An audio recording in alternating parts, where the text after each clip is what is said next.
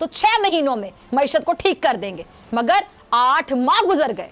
आपने वजीर खजाना भी बदल लिया, काबीना अरकान की सेंचुरी भी मार दी और अपने अपने खानदान और इत्तेहादियों के करप्शन केसेस में रिलीफ भी ले लिया। जो पाकिस्तान को इस क्राइसिस में निकालेगा उसकी बड़ी मेहरबानी होगी। और सर ओवरनाइट नहीं निकलेगा, यह अब साल 6 महीने का प्रोसेस है। हमने 10 साल खेल कूद की है, अब साल 6 महीने से पहले आप इसको पाँव पे खड़ा भी नहीं कर सकते। दस्ती की तू मान ना मान, मैं तेरा मेहमान, ये वो हुकूमत है कि मैं मिसाल दी नहीं समझ आई था ना, चुकवाल वाले लोगों की बड़ी प्रॉब्लम है। तू मान ना मान, मैं तेरा मेहमान।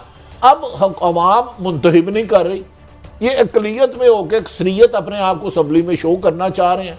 और 22वां प्रोग्राम है IMF का, और उसके अंदर उनकी 9 दफा उसके रिव्यू सेशन हो चुके हुए हैं। मिफ्ता इस्माइल ने टैक्स लगाए शुरू किए थे ना, कान से पकड़ के निकाल दिया आपने। उसने कहा था मैं रिच मैन टैक्स लगा रहा हूं, आपने क्या किया? आपने कुछ भी नहीं किया। मसला सारा यह है कि आप टैक्सेशन करना ही नहीं चाहते किसी तौर पर। आप चाहते ये हैं कि IMF जो है हमें पैसे दे दे, IMF का पैसा आप खर्च तो नहीं कर सकते, उसकी गारंटी की बुनियाद पे हम अल्ले तल्ले करें, हम अपने लोगों से जाके पैसे वसूल कर लें। इस वक्त आपकी इकोनॉमिक सिचुएशन जो है वो बहुत ही ज़्यादा इस वक्त गंभीर है और बहुत ज़्यादा परेशान कुन है। और ये भी बात समझने की कोशिश अभी तक इन्होंने नहीं की कि जब तकरीबन 22 अरब डॉलर्स के रिजर्व थे, आज ऑफिशियल जो रिजर्व स्टेट बैंक में है वो 12 अरब डॉलर से कम रह गए हैं, जिसमें से 6 अरब डॉलर स्टेट बैंक के हैं, बाकी कमर्शियल बैंक्स के हैं। LCs नहीं खुल रही हैं, लेटर ऑफ क्रेडिट ना खुलने की वजह से पाकिस्तान फार्मास्यूटिकल से लेकर तमाम तरह आपकी इंडस्ट्रीज सेक्टर सब परेशान है, क्योंकि खाम माल बाहर से आता है, रॉ मटेरियल बाहर से आता है, बहुत सारों की और सामान बाहर से आता है। जिसका सामान बाहर से आता है वो यही रो रहा है कि ना हमारी LC खुल रही है, ना हमारा सामान कभी निकलेगा, क्लियर होगा, पोर्ट पे फंसा हुआ है, डैमेज लग रहा है। और इसके अलावा जो लोग ट्रैवल भी कर रहे हैं उनको भी डॉलर खरीदने में बड़ी मुश्किलात हो रही हैं। जय हिंद दोस्तों, नॉट टीवी इंडिया में आपका स्वागत है। भारत के खिलाफ नापाक चालें चल रहा पाकिस्तान का अंतर्राष्ट्रीय स्तर पर फिर से फजीहत का सामना करना पड़ रहा है। संयुक्त राष्ट्र में भारत के खिलाफ जहरीले बयान देने के बाद अमेरिका में तैनात विदेश मंत्रालय के राजनयिकों को 4 महीने से वेतन नहीं मिल रहा है। बताया जा रहा है कि पाकिस्तान के पास इतने डॉलर नहीं हैं कि वह वेतन दे सके। पाकिस्तान इतनी कंगाली में गुजर रहा है कि अब वाशिंगटन में बनी प्रॉपर्टी को बेचने जा रहा है। कहीं रोज राज होटल को बेचने की बात हो रही है और कहीं पाकिस्तान की सरकारी इमारतों को बेचने की बातें हो रही है।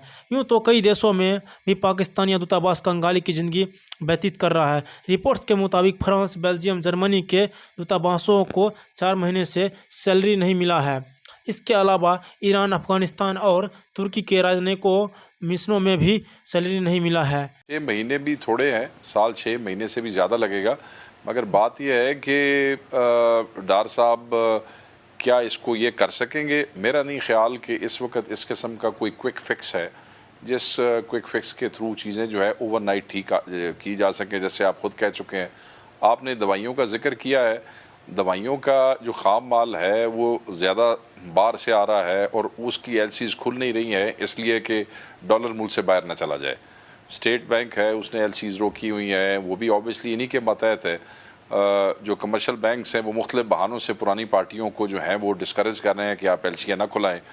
मुझे तो यहाँ तक मैं ख़बर पढ़ रहा था कि कई सफारत खानों में भी इस महीने की तनख्वाहें जो है वो डॉलर के हवाले से रोकी गई हैं कि इस साल जो है वो इस महीने जो है वो डॉलर जो है बाहर ना जा सके। सो सिर्फ दवाइयाँ ही नहीं, बहुत सी ऐसी और चीज़ें हैं जिनकी स्पेयर पार्ट्स हैं, जिनकी चीज़ें हैं जो बाहर से आती हैं, वो यहाँ जैम पड़ी हैं, बंद पड़ी हैं। ये चीज़ें बेहतर नहीं होने लगी हैं, इसलिए कि बेहतर होने का कोई रास्ता हमें हुकूमत नहीं दिखा रही है। इल्ज़ाम तराशी तो दोनों तरफ से हो रही है मगर हल कोई नहीं है। ये है कि 7,65,000 बंदा पाकिस्तान छोड़ के गया है। पिछले साल 2000 कुछ था, 3 गुना ज्यादा। क्यों छोड़ के जा रहे हैं? कौन सा पुश फैक्टर है? इसलिए कि उनको पता है कि और ये वो लोग नहीं हैं कि जो नौकरी ढूंढने जाते हैं, ये वो लोग हैं जिनके पास पैसा है, जो जहां जाके सेटल हो सकते हैं, वहां जाके अपना कारोबार कर सकते हैं, कुछ कर सकते हैं। कोई गरीब गुरबा आदमी नहीं है कि नौकरी ढूंढने गया है। उनको पता है कि कल को उनके खिलाफ अगर केस चला तो उनकी तो कोई सुनेगा कोई नहीं। उनकी तो इज्जत और तौकीर खत्म कर दी जाएगी। जी फिर वो 3 दफा का वजीर आजम, मुझे इस मुल्क का शहरी होते हुए शर्म आती है। वो फ्लोर ऑफ द हाउस, जनाब स्पीकर ये हैं, वो जरा आए, किधर जरा आए। तो ये तो ढीठ लोग हैं, ये इनका वजूद है।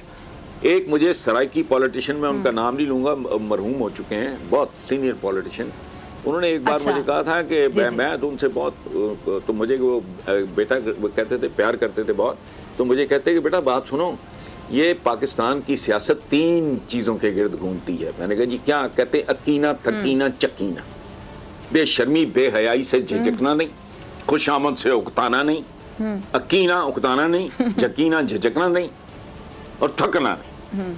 कुत्तों की तरह लीडरों के पीछे फिरते रहो, टिकट के लिए चक्कर, फलाना, खुशामद, ये सारा। मुझे कहा 3 लफ्ज हैं पाकिस्तान में, आता कौन है पॉलिटिक्स में? मुझे ये बताएं, बताओ मुझे। पाकिस्तानियों ने अब तो लोग घबराते हैं, यकीन जानिए, सियासतदानों को शायद बुरी लगे मेरी बात, आपको सियासत में जाते हुए घबराए। साल से आप एक एसोसिएशन के सरपरस्ते आला हैं, ऐसे में पाकिस्तान की जो फॉरेक्स मार्केट है, इसकी जो पॉलिसी मेकिंग है सर, उसमें मैच्योरिटी नहीं आ रही है, उसमें बड़प्पन हम नहीं देख रहे हैं, उसमें हम अक्लमंदी और होशियारी का मुजाहरा होते हुए नहीं देख रहे हैं। क्या वजह है कि हमारे पॉलिसी मेकर्स भी मिले हुए हैं, गठजोड़ है, वो भी सबसे बड़े होल्डर हैं, उन्हीं को सबसे ज़्यादा डॉलर चाहिए तिजोरी में रखने के लिए? देखो, ये आपने बड़ी अच्छी बात की है, और यही बात मैं बार बार कर, पिछले मेरे हफ्ते डार साहब से मीटिंग थी, मैंने उनको बड़ी ब्रीफिंग दी और उनसे मैंने रिक्वेस्ट भी की। इस वक्त पाकिस्तान का नासूर जो है वो पाकिस्तान की मैशत का वो है हुंडी का हवाला और स्मगलिंग है डॉलर की, इसको हमने ख़त्म करना है। और इसकी वजह हमारी पॉलिसियाँ हैं, हम खुद ऐसी पॉलिसियाँ देते हैं जिस पर लोग मजबूर हैं, हुंडी के ज़रिए अपना कारोबार करेंगे, हुंडी के ज़रिए अपना सामान मंगवाएं, एक्सपोर्ट करें। सबसे बड़ी मिसाल अफ़गानिस्तान है। अब हमारी पॉलिसी कहती है कि आप गैर कानूनी तौर पर ट्रेड करें, हमारी पॉलिसी कह रही है, पॉलिसी खुद कह रही है। क्यों कि हमारे अफगानिस्तान पे लगी हुई है इकोनॉमिक सेक्शन है, उनके डॉलर फ्रीज हैं, उनके डॉलर एलसी नहीं खोल सकते, उसका तोड़ हमने ये निकाली है। हमने अपने ट्रेडर को कहा ठीक है जी, आप फॉरेन एक्सचेंज अपनी मर्जी से जहाँ भी अरेंज करें और काम करें।